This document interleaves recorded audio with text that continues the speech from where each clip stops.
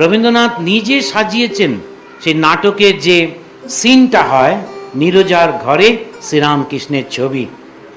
পরবর্তীকালে রবীন্দ্রনাথ লিখছেন শ্রীরামকৃষ্ণ সম্পর্কে, বহু সাধকের বহু সাধনার দ্বারা ধ্যানে তোমার মিলিত হয়েছে তারা, তোমার জীবনে অসীমের লীলাপথে নতুন তীর্থ রূপ নিল এ জগতে, দেশ বিদেশের প্রণাম আনিল টানি, সেথায় আমার প্রণতি দিলাম আমি। এটা অসাধারণ একটি প্রণাম করছেন তিনি।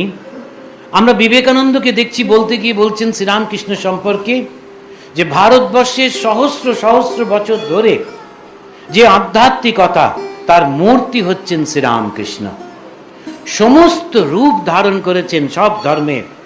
আর এখানে রবীন্দ্রনাথ বলছেন বহু সাধকের বহু সাধনার দ্বারা ধ্যানে তোমার মিলিত হয়েছে তারা। যখন আমরা বিবেকানন্দ রবীন্দ্রনাথকে নিয়ে আলোচনা করছি, তখন একটা জিনিস মনে রাখতে হবে, বিবেকানন্দ ছিলেন বেদান্তবাদী সন্ন্যাসী, আর রবীন্দ্রনাথ ছিলেন প্রেমিক, কবি, স্নেহশীল সংসারী। তাদের জীবনে চলার পথ আলাদা, মনের ভাব ব্যক্ত করা ভাষা আলাদা, তবু তাদের কর্ম, তাদের লক্ষ্য কি অপূর্ব মিল ছিল। সন্ন্যাসী বিবেকানন্দ বলতে দ্বিধা করছেন না, একটু আগে যেটি বললেন, অন্য সব দেবদেবী ঘুমাইতেছেন, একমাত্র জাগ্রতা দেবী তোমাদের দেশমাতৃকা। তখন এই যে রবীন্দ্রনাথ, তিনিও কিরকম দেশপ্রেমিক, দেশবাসীর উপর অত্যাচার দেখে নির্দ্বিধায় নাইট উপাধি ফিরিয়ে দিচ্ছেন।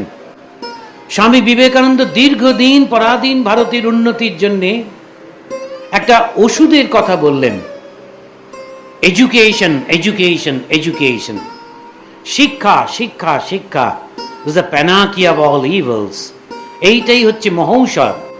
আর কবি রবীন্দ্রনাথ তিনি প্রাচীন ভারতের মূল্যবোধের সঙ্গে আধুনিক ভারতের জ্ঞানকে সমন্বয় করে অপূর্ব একটা শিক্ষা প্রতিষ্ঠান গড়ে তুললেন, শান্তিনিকেতন।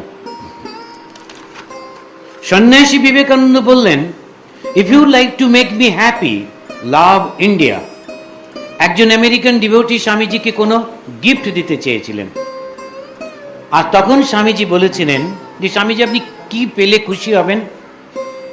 তখন স্বামীজি বলেছিলেন, if you like to make me happy, love India. আর কবি রবীন্দ্রনাথ লিখলেন, if you like to know India, read Vivekananda.